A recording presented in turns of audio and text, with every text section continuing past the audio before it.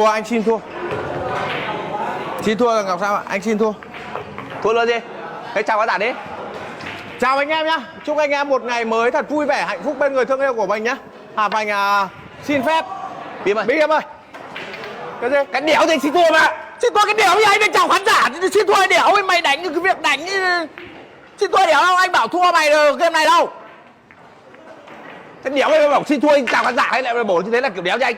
Anh là chào khán giả, chúc anh em một ngày mới thật vui vẻ, hạnh phúc bên người thương yêu của mình. Chứ anh không là bảo thôi like nhé, em sói. Đéo hiểu kiểu gì cái tay này chơi bời. anh em ơi. Mồm bảo xin thua mình gạt đi. Nhá. Nhá, Nhá. đời được. Chịu chết tay này. Lên đây đi vào. Anh là đang chúc các khán giả một ngày mới thật vui vẻ này.